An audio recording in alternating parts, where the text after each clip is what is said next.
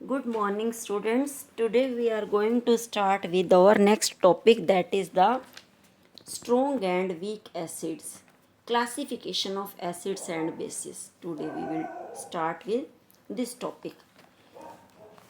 Yesterday we read about the chemical properties of bases. Today we are going to start with the classification of acids. Acids are of two types. एक होते हैं strong acids और दूसरे हैं weak acids. Strong acids, जैसा कि कल हमने पढ़ा था कि जब एसिड्स ब्रेक होकर क्या प्रोड्यूस करते हैं, हाइड्रोजन आयन. जो एसिड फुल्ली डिसोशिएट हो जाते हैं, कंप्लीटली आयोनाइज हो जाते हैं, और जितना नंबर ऑफ हाइड्रोजन आयन वो जितना ज़्यादा प्रोड्यूस करते हैं उतने ही वो स्ट्रॉन्ग एसिड होते हैं. ठीक है, जैसे देखो हाइड्रोक्लोरिक एसिड है, जब हम इसका एक्वस सोल्यूशन लेते हैं तो ये हाइड्रोनियम फुली आयोनाइज हो जाता है और हाइड्रोनियम आयन और साथ में क्लोराइड आयन प्रोड्यूस करता है. इसी तरह से सल्फ्यूरिक एसिड भी हमारा स्ट्रॉन्ग एसिड है, क्योंकि जब भी आप इसको वाटर के अंदर डालोगे तो ये कम्प्लीटली आयोनाइज हो जाएगा और हाइड्रोनियम आयन और सल्फेट आयन प्रोड्यूस हो जाएंगे. ठीक है, अब वीक एसिड्स कौन सी हैं? Weak acids are those acid which dissociate partially, means वो पूरी तरह से ब्रेकअप नहीं होते और वो हाइड्रोजन आयन भी लेस नंबर में प्रोड्यूस करते हैं. ठीक है, जैसे एसिटिक एसिड है हमारा. एसिटिक एसिड का जब हम एक्वस सोल्यूशन लेते हैं तो उसमें एसीटेट आयन और हाइड्रोनियम आयन प्रोड्यूस होते हैं, पर जो हाइड्रोनियम आयन है, ये हाइड्रोनियम आयन का अमाउंट लेस होता है as comparative to the strong acids. ये जो आपको बीच में ये साइन दिख रहा है, ये साइन है इरिवर्सिबल का. रिवर्सिबल मतलब कि ये पूरा ब्रेक नहीं हो रहा. जो रिएक्टेंट हैं वो प्रोडक्ट में भी चेंज हो रहे हैं और प्रोडक्ट जो हैं वो रिएक्टेंट में भी चेंज हो सकते हैं. ठीक है, तो ये है हमारा स्ट्रॉन्ग और वीक एसिड्स. अच्छा बच्चों, अब आपने देखा होगा हम कई बार बात करते हैं कि कंसनट्रेटेड है, डाइल्यूट है. ये क्या चीज़ है कंसनट्रेटेड और डाइल्यूट? कंसनट्रेटेड एसिड्स का मतलब है कि जब वो पूरी तरह से सिर्फ उसके अंदर पूरी तरह से सिर्फ एसिड ही प्रेजेंट है. हम जितना ज़्यादा उसको पानी के अंदर डिज़ोल्व करते जाते हैं उतना ज़्यादा वो डाइल्यूट होता चला जाता है. ठीक है, जैसे जैसे हमने एक एसिड लिया, एसिड्स का हमने थोड़ा सा ड्रॉप किस में डाला, उसमें वाटर के अंदर अगर हम डिज़ोल्व करते जाएंगे तो वो हमारा एसिड जो है वो डाइल्यूट हो जाएगा. इस प्रोसेस को डाइल्यूशन कहते हैं, और जो इस तरह से हमें एसिड मिलता है वो क्या है, डाइल्यूट है. ठीक है, अब देखो, अब जितना ज़्यादा आप उसको डाइल्यूट करते जाओगे उतना ही ज़्यादा उसमें हाइड्रोनियम आयन की कंसंट्रेशन डिक्रीज होती चली जाएगी. जितना ज़्यादा हम एसिड्स को वाटर के अंदर जितना हम डिज़ोल्व करते जाएंगे उतनी ही हाइड्रोनियम की जो आयन की कंसंट्रेशन है वो लेस होती जाएगी. एक बात आपने मेन इसमें याद रखनी है कि हम हमेशा एसिड को वाटर के अंदर स्लोली डिज़ोल्व करते हैं कभी, क्योंकि ये एक बड़ी एक्सोथर्मिक प्रोसेस है. एक्सोथर्मिक मीन्स इसमें हीट प्रोड्यूस होती है, और जब भी हमें डिज़ोल्व करें हम वाटर के अंदर थोड़ा थोड़ा एसिड प्रोड्यूस वो डालते हैं. हम कभी भी एसिड के अंदर वाटर डिज़ोल्व नहीं करते. हम हमेशा क्या करते हैं, वाटर के अंदर एसिड धीरे धीरे डिज़ोल्व करते हैं और वो भी हम कंटिन्यूसली उसको हिलाते रहते हैं. ठीक है, अगर हमने एसिड के अंदर वाटर डाल दिया तो इससे क्योंकि मैंने भी बताया आपको ये एक्सोथर्मिक प्रोसेस है.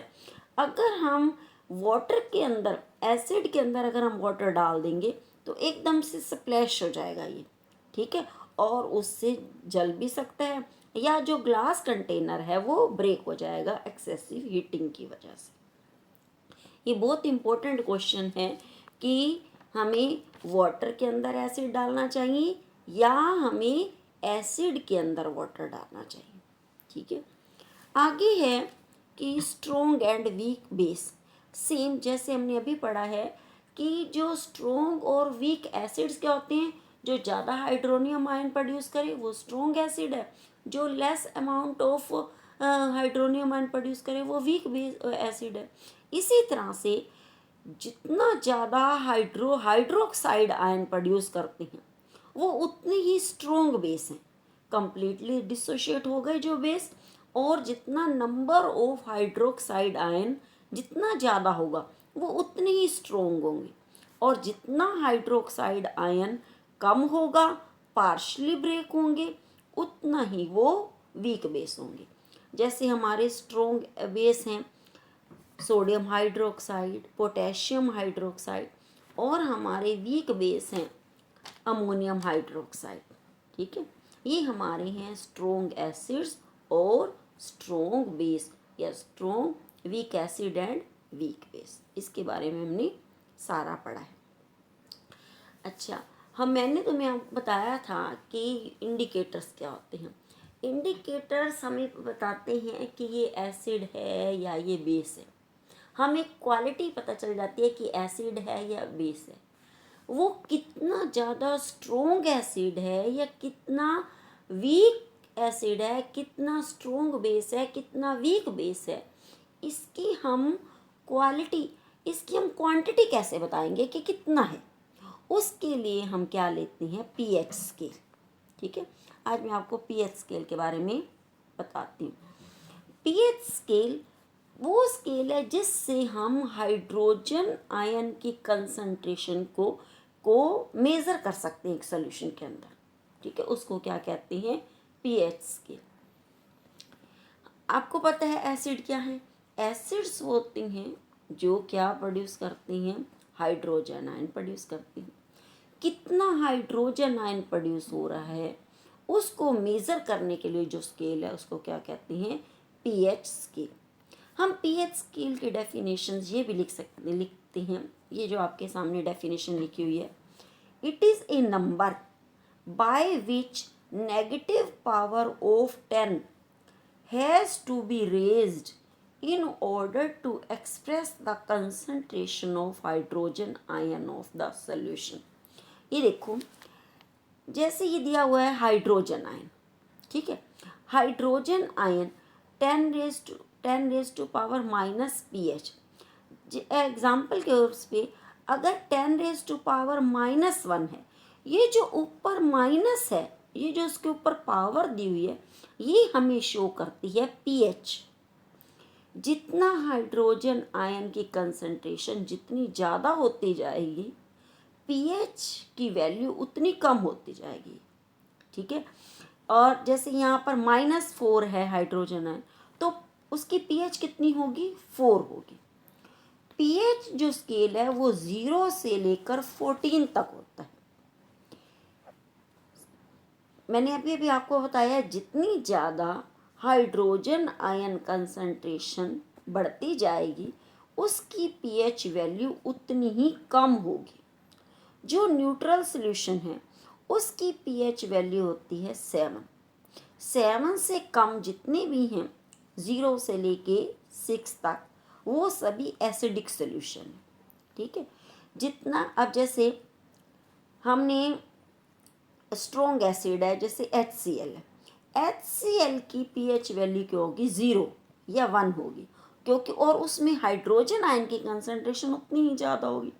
और 7 के बाद क्या सोल्यूशन स्टार्ट हो जाते हैं, बेसिक सोल्यूशन, जैसे जो 8 है, 9 है, पीएच 10 है, पीएच की वैल्यू बढ़ती जा रही है।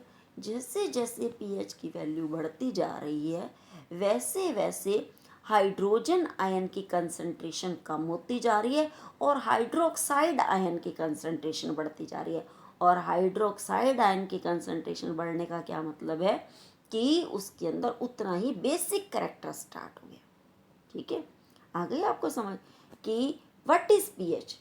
पीएच एक ऐसा स्केल है जो हमें बताता है कि कोई भी कितना स्ट्रॉन्ग एसिड है या स्ट्रॉन्ग बेस है, वीक एसिड है या वीक बेस है, क्योंकि ये स्केल है जो 0 से लेके 14 तक है। 0 से 6 तक एसिडिक सॉल्यूशन, जो न्यूट्रल सॉल्यूशन है उसकी पीएच 7 है, 7 से बाद 8 से लेके 14 तक जितने भी वो हैं जिसकी पीएच होगी वो सोल्यूशन उतना ही बेसिक होगा। ठीक है, उसके बाद है importance of pH. Importance of pH के लिए ये नीचे पेजेस भी मैं आपको दिखा रही हूँ, एनसीईआरटी के बुक में से ही है ये, पेज नंबर 26 और 27 है। इसमें देखो importance of pH in everyday life, हम डेली उसमें हम पीएच का कैसे वो करते हैं, क्या इसकी इम्पोर्टेंस है। सबसे पहले है कि प्लांट्स और एनिमल्स पीएच सेंसिटिव होती हैं। देखो जो रेन वाटर आता है, अगर वो रेन वाटर प्योर है तो उसके वो प्योर होता है जो जिसको हम यूज़ भी कर सकते हैं, तो वो रेन वाटर को हम एज सच यूज़ करते हैं और वो हमारे प्लांट्स के लिए, एनिमल्स के लिए, सबके लिए ठीक है। पर अगर रेन के अंदर जैसे अब एसिड, आजकल हम सुनते हैं एसिड रेन आ रही है। एसिड रेन का क्या मतलब है, फैक्ट्रीज में से धुआं निकलता है, जो है फैक्ट्रीज के अंदर से जैसे ऑक्साइड्स निकलते हैं, नाइट्रेट, सल्फेट, वो जब वाटर के साथ मिल जाते हैं तो क्या वो पड़े एसिड, उनसे क्या बनती है, एसिड रेन। एसिड रेन में जब हम उसकी पीएच वैल्यू मेज़र करते हैं तो उसकी पीएच वैल्यू कितनी आती है, 4.5 या 5 या 6 के बीच में है। तो ये इसको क्या कहते हैं, एसिड रेन। ये एसिड रेन हमारे उसके लिए, प्लांट्स या एनिमल्स दोनों के लिए क्या है, हार्मफुल होती है। तो हम मेज़र कर सकते हैं पीएच से कि वो रेन कैसी है, एसिडिक है, न्यूट्रल है। ठीक है, दूसरा पीएच का इम्पोर्टेंस है हमारे सॉइल के अंदर। अब सॉइल में मैंने आपको बताया जैसे नॉर्मल वो चाहिए। अब हम सॉइल को देखते हैं। सॉइल अगर को हमने सॉइल का सोल्यूशन लिया, हमने उसकी पीएच मेज़र की, अगर मान लो उसकी पीएच कम है, न्यूट्रल नहीं है, 7 नहीं आई, कम आई या ज़्यादा आई, अगर कम आई है, एसिडिक आई है, तो हम उसमें क्या यूज़ कर सकते हैं, बेसिस यूज़ करते हैं उसको न्यूट्रल करने के लिए। ठीक है, और अगर मान लो वो बेसिक है, ये सारी चीज़ें हम कैसे पता लगा रहे हैं, हम पता लगा रहे हैं सिर्फ अपना पीएच स्केल यूज़ करके कि वो सॉइल हमारी एसिडिक है, न्यूट्रल है या बेसिक है। तीसरा हमारा डाइजेस्टिव सिस्टम में भी पीएच का बहुत इम्पोर्टेंट रोल है। हमने अभी न्यूट्रिशन में पढ़ा था कि हमारे स्टमक के अंदर क्या प्रोड्यूस होता है, हाइड्रोक्लोरिक एसिड प्रोड्यूस होता है। जो हाइड्रोक्लोरिक एसिड है हमारे स्टमक के अंदर प्रोड्यूस हो रहा है, वो हमारे डाइजेशन में बहुत इम्पोर्टेंट पार्ट प्ले करता है। उसी की वजह से हमारा फूड डाइजेस्ट होता है। ठीक है, पर कभी कभी क्या होता है, हमें जब डाइजेशन इम्प्रॉपर हो रही है तो हमारा जो एसिड है वो ज़्यादा प्रोड्यूस होता है। एसिड ज़्यादा प्रोड्यूस होने की वजह से हमें इनडाइजेशन हो जाती है, हमें डकार आने लगते हैं, हमें कहते हैं हमें एसिडिटी हो रही है, तो हम क्या करें, हमें पेट दर्द होता है तो हमें हमारे पेरेंट्स कहते हैं कि एसिड हो गया, वो या तो हमें एकदम से क्या दे देते हैं, इनो दे देते हैं, या वो कहते हैं बेकिंग सोडा ले लो। क्यों लेते हैं हम इनो या बेकिंग सोडा, इनो या बेकिंग सोडा के अंदर क्या प्रेजेंट है, बेस प्रेजेंट है। ठीक है, बेस प्रेजेंट है, एसिड्स ज़्यादा प्रोड्यूस हुआ, एसिड और बेस दोनों आपस में एक दूसरे को क्या कर देते हैं, न्यूट्रलाइज कर देते हैं। ठीक है, हम कई बार इसमें मिल्क ऑफ मैग्नीशिया भी लेते हैं। मिल्क ऑफ मैग्नीशिया को एंटासिड बोलते हैं, ANTACID, एंटासिड। एंटासिड को हम यूज़ करते हैं मिल्क ऑफ मैग्नीशिया को, वो भी एक बेस है जो न्यूट्रल करता है हमारे एसिडिक इफेक्ट। ठीक है, अब और है पीएच का इम्पोर्टेंस है, टूथ डिके में भी हेल्प करता है, टूथ डिके को प्रिवेंट करने। देखो बच्चों, जो हमारे माउथ है, माउथ के अंदर हमारा पीएच क्या है, हमारा जो वर्क करता है माउथ के अंदर, एंजाइम्स वर्क करती हैं, वो न्यूट्रल सोल्यूशन में करती हैं। पर हम कई बार हमने खट्टी चीज़ खा ली, या जैसे हमने शुगर, वो है शुगर कोई सब्सटेंस ले लेते हैं, चीनी खा ली, तो हमारे माउथ में एसिड प्रोड्यूस होना स्टार्ट हो जाता है। वो जो एसिड है, जो एंजाइम्स हैं, वो क्या करती हैं, जर्म्स हैं, वो एसिड प्रोड्यूस करती हैं। अगर हम वो एसिड जो हमारे टीथ है, टीथ में आपने पढ़ा था कि हार्डेस्ट सब्सटेंस जो प्रेजेंट है उसको क्या कहते हैं, इनेमल। वो धीरे धीरे ही हमारे इनेमल को इफेक्ट करने लगता है, हमारे टूथ के अंदर, टीथ के अंदर कैविटीज बननी शुरू हो जाती है। तो वो एसिड से हमारे टूथ के अंदर कैविटीज ना बने, इसके लिए हम क्या करते हैं, बिल्कुल सिंपल जो हम डेली करते हैं, सुबह उठकर ब्रश करते हैं। ब्रश किससे करते हैं, हम पेस्ट लगाते हैं। पेस्ट के अंदर प्रेजेंट होता है बेस।